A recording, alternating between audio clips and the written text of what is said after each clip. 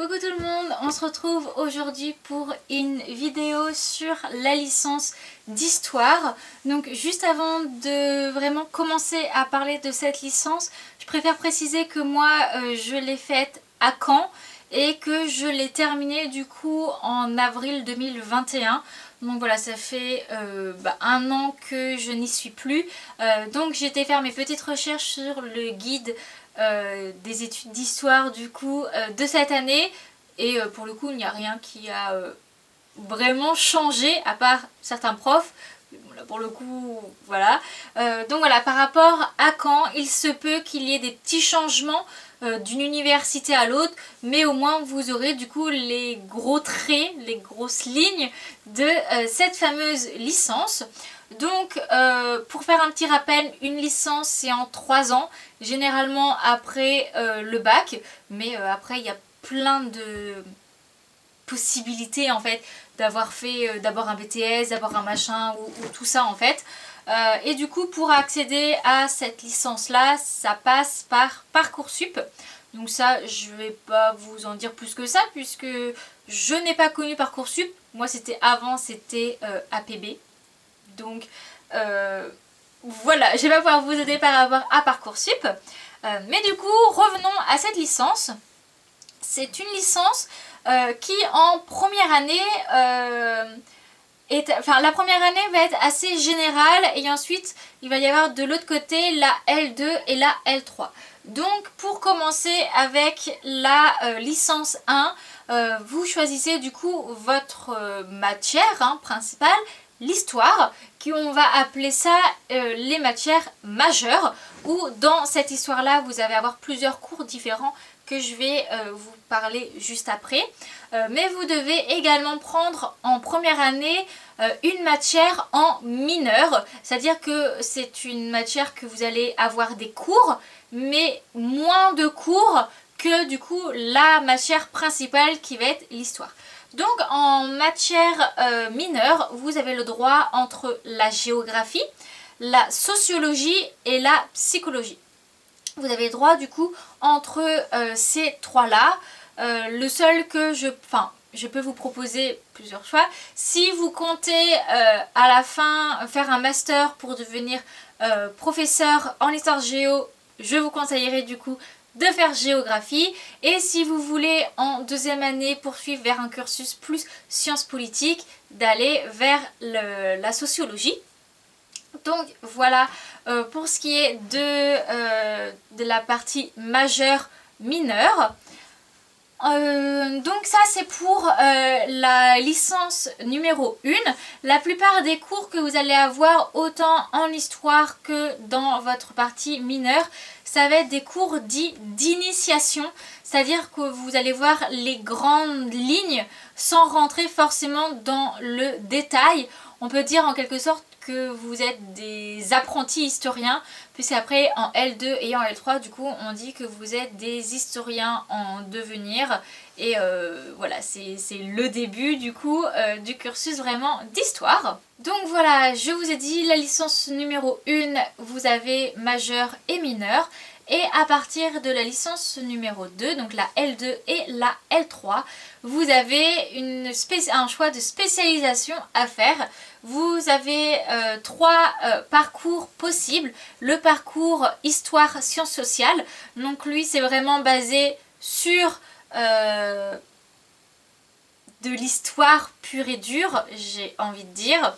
Ensuite, vous avez le parcours sciences politiques et le dernier qui est archéologie. Donc, peu importe lesquels vous prenez, vous avez des matières communes, du coup, assez 3 filières, 3 catégories. Et ensuite, ça va être les options qui vont changer. Pour revenir du coup à nos épreuves, à notre matière mineure, vous avez le choix, si vous continuez en histoire sciences sociales, de continuer ou non cette mineure.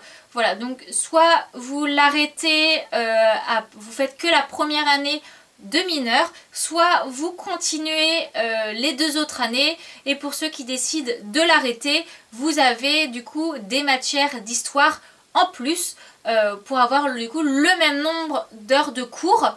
Donc voilà, c'est vous qui choisissez si vous voulez continuer la géographie, la science, le socio ou le psycho, ou arrêter et vraiment vous baser que sur l'histoire. Ça, c'est vous qui voyez. Donc à la fac, l'année se divise en 2 semestres. Alors semestre, ça veut dire 6 mois. En réalité, vous avez 12 semaines de cours avec une semaine de vacances et quelques jours, voire une semaine si vous êtes chanceux, pardon, de révision. Et ensuite, vous avez 2 à 3 semaines de partiels. Si vous avez un peu de chance aussi, vous avez les partiels en décembre. Si vous n'avez pas de chance, vous avez les partiels après Noël, début janvier. Et sinon, pour le 2e semestre, généralement, les partiels se déroulent au mois d'avril, voire fin avril, début mai. Donc voilà, les semestres se divisent en plusieurs cours, des cours en CM, donc des cours magistraux, des cours TD, en mode de cours de collège-lycée, des petites salles de classe. En histoire, généralement, les TD, ce sont des exposés, mais si vous voulez en savoir plus sur le vocabulaire et CM, TD, tout ça, je vous en ai fait une vidéo il y a quelques mois, donc je vous laisserai aller la regarder. Donc vous avez vos cours d'histoire, la mineure si vous avez choisi une mineure, ainsi que d'autres cours, mais vous avez également des cours de langue. Donc vous choisissez la matière que vous voulez, vous avez anglais, espagnol ou allemand. Et vous avez également des cours de méthodologie qui permettent de... Enfin ça c'est surtout en L1, je ne me rappelle plus en L2, mais en L1 vous avez du... Si en L2 vous avez de la méthodologie. Vous avez du coup méthodologie notamment pour les examens, pour l'écrit en fait, comment on fait j'ai pas le mot, études de documents ou ce genre de choses là, ou même quand c'est les images, voilà, on a des cours de méthodo par rapport à ça. Et ensuite du coup vous avez des petits cours en plus que vous choisissez par rapport à ce que vous voulez faire plus tard. Essayez du coup d'être assez logique dans vos choix de cours, surtout que la plupart c'est possible par exemple de ne pas prendre archéologie en première année mais de vouloir prendre la petite option archéologie en 2e année sans être dans la filière de spécialisation archéologie. Mais le plus souvent il va y avoir du vocabulaire qui a déjà été vu en première année, donc c'est de prendre des matières en L1 et de les continuer jusqu'au bout. Mais après si jamais ça ne vous plaît pas, vous pouvez changer, vous aurez juste un petit peu plus de travail en début d'année. Donc en L1, vous avez, donc en plus de la méthodo et de la langue, vous avez du coup 4 grosses matières réparties du coup sur les 2 semestres. Vous en avez 2 en premier semestre, 2 en 2e, qui vont être les matières fondamentales en histoire. Le premier semestre, vous avez l'histoire moderne ainsi que l'histoire contemporaine. Et au 2e semestre, vous avez l'antique et le médiéval. Donc c'est comme ça que ça se passe à l'université de Caen. Il se peut que dans une autre université ce soit inversé en fait. Vous commencez par l'antique, le médiéval et vous finissez par le moderne contemporain. Ça c'est propre à chacun. Si vous voulez que je vous fasse une petite vidéo pour vraiment vous parler de l'histoire moderne, contempo, antique et médiévale par rapport à ce qu'on vous demande en licence, par rapport quelles sont les dates, à partir de quel événement par exemple on va commencer l'époque contemporaine, puisque je sais que certains font la Révolution française comme moi je l'ai faite à Caen, et dans d'autres universités ils commencent après la Révolution française. Et il y a plein de choses comme ça, donc si vous voulez je vous fasse une petite vidéo axée vraiment au niveau des dates, au niveau de tout ça, je peux le faire. Donc voilà, et en plus vous avez vos épreuves mineures donc dans les 2 semestres. Généralement dans vos épreuves mineures vous allez avoir 2 matières.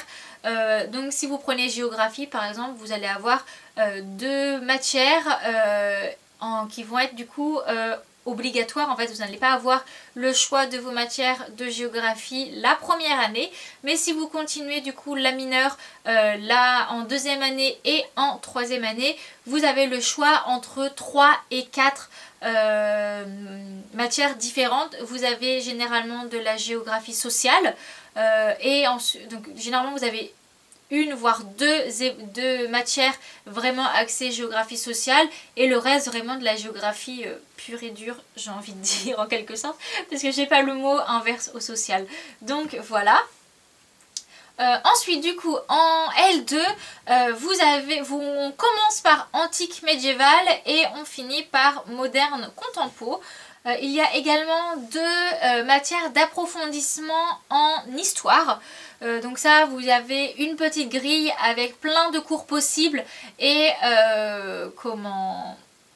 vous en choisissez 2 parmi tous ces cours là. Je pourrais également vous faire dans cette même vidéo où je peux vous parler des dates des matières. Je peux également vous citer tous les approfondissements que vous avez possible du coup à la fac de Caen, puisque encore une fois ça peut être différent, puisque là c'est par rapport aux profs, par rapport à leur spécialité qui font les cours. Par exemple je sais qu'en 3e année on a une prof qui est spécialisée dans l'histoire de l'Égypte antique, donc on a un cours sur l'Égypte antique, mais dans d'autres universités si vous n'avez pas quelqu'un qui est spécialisé là-dedans, vous n'aurez sans doute pas de cours sur l'Égypte.